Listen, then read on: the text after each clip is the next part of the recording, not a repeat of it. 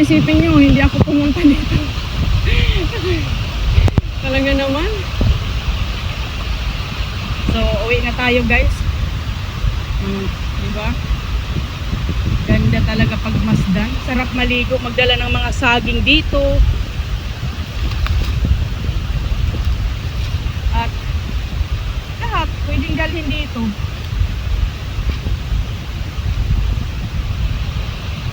Yan po yung ginagawang banig.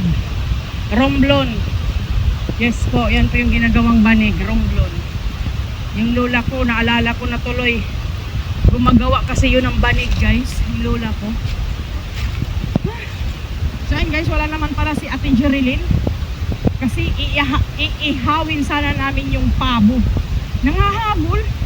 Ganun siguro pag maganda hinahabol, no?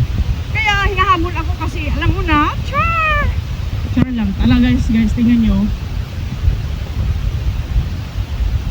Talagang ang laki ng na-damage ng 1 week na ulan.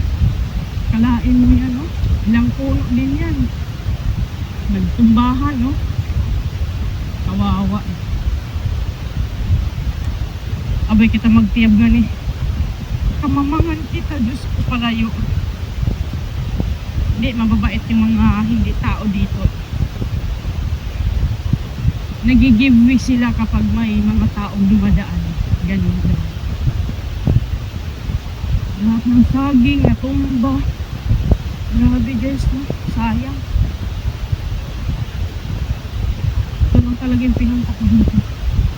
Walang magawa, naburing sa buhay. Kaya yan, pumunta na lang dito. Puro lang tambay, di mag-video-video na rin. Video yourself and talk. Diba gano'n? Ayan o, parang swimming pool na rin guys. Oh. Hanggang doon. Kaso wala daw si Ate Jerilyn. Marami siyang baboy, pwede nating litsunin. Diba? Ganda.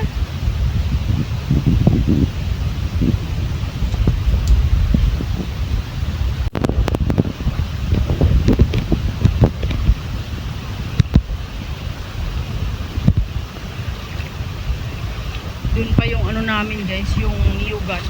Doon pa, doon ka dumaan. Punta doon. Malayong malayo. Ayan na naman yung kaisa-isa kong basher guys. Tingnan mo, inaabangan talaga ako sa daan. Ano yung problema nito?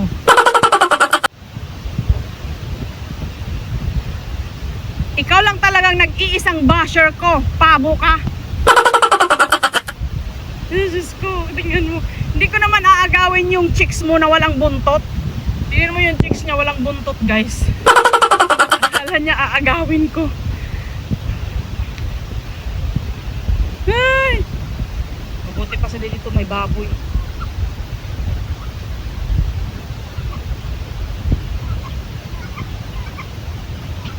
Nagpupras na pero manigiping lagas.